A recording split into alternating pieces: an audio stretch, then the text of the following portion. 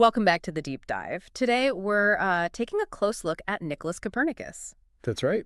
Our mission, really, is to get past just that famous drawing of the solar system you always see. We want to understand how this, well, seemingly obscure churchman, working pretty much in isolation up in Polish Prussia. Yeah, kind of remote. How he quietly kicked off one of the biggest revolutions in, well, human thought, just by doing one really radical thing, making the Earth a planet. And to really get the scale of that, you have to sort of picture the world Copernicus was actually living in. His dates are 1473 to 1543. Right. And this era was just massive global change. We're talking the high Renaissance, Leonardo, Raphael, Yeah, incredible art. and the beginning of the information explosion, really driven by the printing press. Plus, the world itself was literally getting bigger, wasn't it? Columbus had already sailed. Exactly. And while Copernicus was actually working on his ideas, Magellan's crew finished the first trip around the world. That was 1522. And don't forget, 1517, Martin Luther starts the Reformation.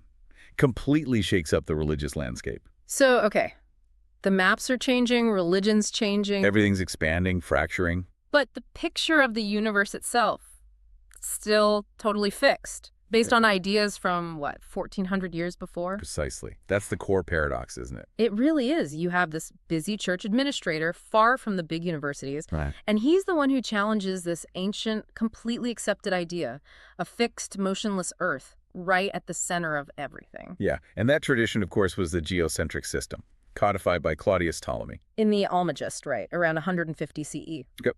And for almost all of Europe, Ptolemy's model, fixed Earth, stars, plants going around in perfect circles, that was the universe. That was reality. And the amazing thing is, Ptolemy's system worked pretty well, didn't it? I mean, mathematically. Oh, remarkably well. That's why it lasted nearly 1,400 years. It was good at predicting where planets would appear in the sky. So if the math was good enough for prediction, what was the problem? What was the philosophical sticking point? What did Ptolemy do that Copernicus and others just hated? Okay, so this is really the intellectual starting point for Copernicus.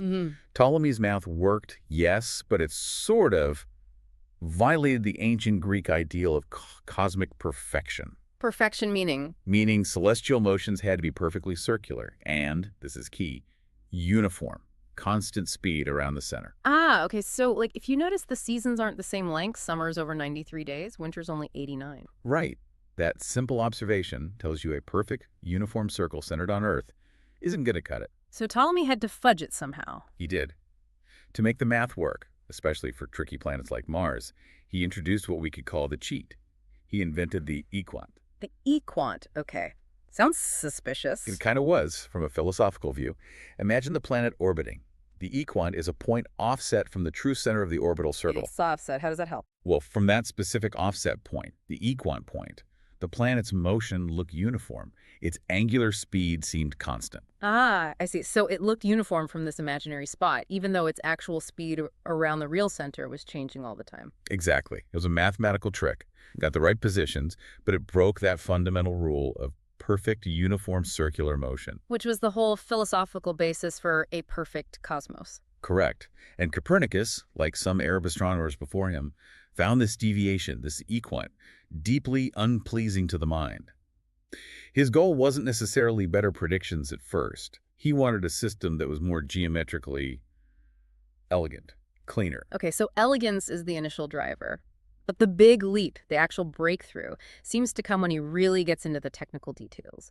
You mentioned he studied Regiomontanus's epitome of the Almagest. Yeah, he really dove into the technical weeds there. He learned something crucial about Ptolemy's geometry, that the function of the big circle, the deferent and the little circle writing on it, the epicycle, mathematically, their roles could be swapped, interchanged. It still gave you the same line of sight to the planet, a purely geometric insight. Okay, just moving the math around. And when he did this swap for the outer planets, Mars, Jupiter, Saturn, what did he notice? This was the big aha moment. He realized that after this transformation, the new sort of pivot point for the planet's motion always pointed straight at the sun. Always towards the sun, for all three outer planets. For all three. This let him unify them. He could stack their orbits, link them all together, connected to the line between the Earth and the sun. Okay, so that's a step towards unity, but it creates this kind of intermediate model, right? A hybrid system. Exactly. Earth is still fixed. The sun is still going around the Earth. But now Mars, Jupiter, and Saturn are orbiting the sun as it orbits the Earth. Correct. And this is where the elegance kind of hits a wall, a physical wall. What happens in this hybrid model if you keep Earth fixed? Well, think about how people back then pictured the cosmos. They generally believed the planets were carried on real, physical spheres, like giant crystal shells. Right, invisible spheres. So, in this hybrid model, the sphere carrying Mars around the sun would have to pass through the sphere carrying the sun around the Earth. They would intersect, overlap.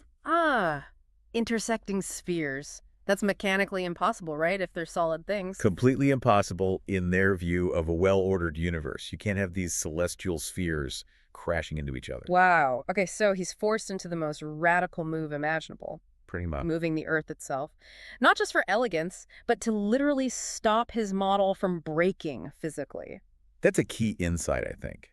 To avoid that impossible intersection, the simplest solution was to stop the sun, make it the center, and put the Earth on its own moving sphere, orbiting the sun. And just like that, the Earth becomes a planet. Just like that. And suddenly the whole system clicks into place. That sure harmonious connection, as he later called it. The harmony being the relationship between orbit size and speed. Absolutely, it just made sense. Yeah. Mercury, closest to the sun, moves fastest 88 days. Saturn, way out, moves slowest 30 years. And Earth, with its one-year orbit, fits perfectly right between Venus and Mars. It creates this beautiful, logical order. And it also elegantly explains that weird backward motion planets seem to do sometimes retrograde motion. Right. That becomes just an illusion. It's perspective. Like passing a slower car on the highway. Exactly like that. From your faster car, the slower one seems to drift backward against the distant scenery for a moment. Same idea.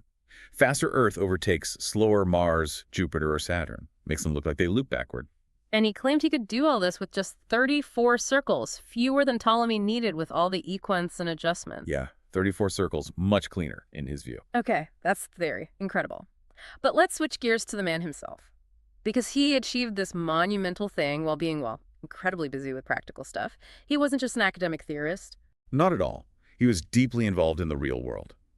Tell us about the Commentariolus, the little commentary. That came first, didn't it? Way before the big book. It did around 1510, maybe a bit later. Yeah. It was just a short handwritten pamphlet he passed around to friends. No title, really. And in it, he basically laid out his 7 core ideas. Earth rotates, Earth orbits the sun, retrograde motion is an illusion, the stars are incredibly far away, just sketching out the basics. But it was very private.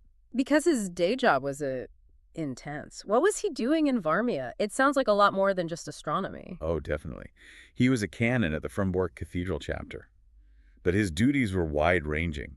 He initially served his powerful uncle, Bishop Watson Road, as a sort of secretary, advisor, and even physician. Physician, too. And then as a canon, he held rotating administrative posts, chancellor sometimes, overseeing the chapter's business. Yeah. And he was a major administrator of their lands. Lands meaning farms, leases. Exactly. Huge estates, especially around Olsztyn. He was responsible for collecting rents, managing peasant leases, keeping meticulous records of who's farming which plot, whether it was occupied or vacant. This was vital for the chapter's income. So, tracking rents and crops, and then he also became an economist. Sort of, yeah. In 1517, the currency was a mess in Prussia. Lots of debased coins floating around. He wrote this clear treatise explaining why devaluing coinage was bad. How so? He basically spelled out the principle that bad money drives out the good money. If you have debased coins and good silver coins circulating together, people will hoard the good silver and spend the bad stuff, making the problem worse. That's Gresham's law, essentially. Pretty much, yeah, formulated decades before Gresham. And on top of that, he was involved in military matters. Military? Seriously? Yes. He was put in charge of defending the chapter's territories, particularly Olsztyn Castle, against raids by the Teutonic Knights. This was a real threat. The guy who put the Earth in orbit was also requesting cannons. There's actually a letter from 1520 where he requests, I think, 20 small cannons to help defend Olsztyn. It's an amazing contrast, isn't it? Universal structure and local defense logistics. It absolutely is. Juggling cosmic theory with cannon requisitions and farm leases. Which probably explains why he was primarily a theorist. He did make observations from a tower in Frombork. He had instruments like Ptolemaic rulers, a quadrant. But they weren't his main focus. Doesn't seem like it. He seems to have used his observations mainly to check and maybe slightly adjust the numbers, the parameters he inherited from Ptolemy. Not really for discovering new things. He only included about 27 of his own observations in his final book. Okay, so he's got this revolutionary theory, he's juggling all these practical jobs, but he's incredibly hesitant to publish the big one, De Revolutionibus Orbium Coelestium, on the revolutions of the heavenly spheres. Why wait so long? Well, fear of ridicule? Yeah. Maybe. Concern about how it would be received. It was such a radical departure, and the math was very complex. It was basically rewriting the entire Almagest. He worked on it for decades. So who finally convinced him? It seems to have been pressure from friends, especially his bishop, Tiedemann Gies. But the real catalyst was a young, energetic Lutheran mathematician named Georg Joachim Rheticus. Rheticus, he sounds like a key figure. Absolutely crucial. He was like Copernicus's biggest fan, maybe his only true disciple during his lifetime. Rheticus actually traveled to Frombork and stayed with Copernicus for 2 years, from 1539 to 1541. 2 years, just to learn from him. Yep. And Rheticus was the one who first went public, writing his own summary, the Oratio Prima, or first report, in 1540, basically announcing Copernicus's system to the world. He was the hype man. Totally. And he was the one who finally persuaded Copernicus to let the full manuscript be published. Rheticus physically took it to Nuremberg to find a printer in 1542. And Copernicus dedicated the book to the Pope, Paul III, right, trying to shield it a bit. He did. He wrote a preface arguing it could be useful for reforming the calendar for the church, and famously stated, "Mathematics is written for mathematicians," sort of warning off casual critics. A calculated move, but then something went wrong at the printing stage. A major controversy. A huge one. The final stages of printing were overseen not by Rheticus, who had to leave, but by a Lutheran theologian named Andreas Osiander. Okay. Osiander, completely without Copernicus's permission, inserted his own anonymous preface right at the beginning of the book. An anonymous preface, what did it say? It basically told the reader not to take the heliocentric idea too seriously. It claimed it was just a hypothesis, a mathematical tool for calculation, not necessarily a description of physical reality. What? He completely undercut the entire point. Exactly. He framed it as just a convenient way to calculate planetary positions, a what-if scenario, likely to avoid philosophical and theological backlash. So the first person to really push the book out there immediately tried to defang it. How did Copernicus react? Or Gies? Gies was absolutely furious when he found out. He wrote angry letters about it. As for Copernicus, it's unclear if he ever fully understood what Osiander had done. Why not? Because he suffered a stroke in late 1542, around the time the printing was finishing up. He apparently only saw the final printed book on his deathbed. He died on May 24, 1543. Wow. So he never really saw the reaction to his life's work or the controversy Osiander created. Seems that way, a very poignant end. So the book is out, but with this misleading preface, what was the immediate impact? Did the Earth start moving for everyone overnight? Not at all. The reaction was pretty muted initially. Thanks partly to Osiander's preface, many astronomers were happy to use Copernicus's new mathematical methods because they were better for calculations. Like Erasmus Reinhold, who used them for his Prutenic tables in 1551. Exactly. Better tables for navigation and astrology. But they didn't buy the core idea, the actual physical movement of the Earth. Why not? Was it just Osiander's preface? That played a role, but the bigger issue was physics. Everyone still operated under Aristotelian physics, which fundamentally assumed a heavy, sluggish Earth naturally belonged at the center. A moving Earth just didn't make sense physically in that framework. You needed new physics. So the real legacy wasn't immediate revolution, but providing the essential framework, the foundation. Precisely. Copernicus provided the correct geometric layout of the solar system, the marvelous common measure, as Kepler later called it. But it took others to build on it. Like Kepler finding the orbits weren't perfect circles, but ellipses. Right, in 1609. And then Galileo, around 1610, turns his telescope to the sky. And sees Moons orbiting Jupiter, clear proof not everything orbits Earth. And the phases of Venus, which only make sense if Venus orbits the sun, that was powerful observational evidence for the reality of the system. And that's when the controversy really heated up, leading the church to ban De Revolutionibus in 1616. Yes, the evidence started mounting that this wasn't just a hypothesis. And the final piece of the puzzle, the why it all works. That had to wait for Isaac Newton. His Principia Mathematica in 1687 laid out the law of universal gravitation. That finally provided the physical mechanism gravity, explaining why planets orbit the sun and why a massive Earth could move through space. So Copernicus sets the stage, Kepler and Galileo provide evidence, and Newton delivers the physics. A simplified version, but yeah, that's the broad sweep. Okay, as we wrap up, let's circle back to one crucial point. For Copernicus's system to work, he had to make a huge assumption about the stars. What was it? He had to assume the stars were incredibly, unimaginably far away, vastly more distant than anyone had previously thought. Why? What was the problem if they were closer? The problem was parallax. If the Earth is really orbiting the Sun in this giant circle every year, then nearby stars should appear to shift slightly against the background of more distant stars as we view them from different points in our orbit. Like holding your finger up and looking at it with one eye, then the other. It seems to jump against the background. Exactly that principle, annual parallax.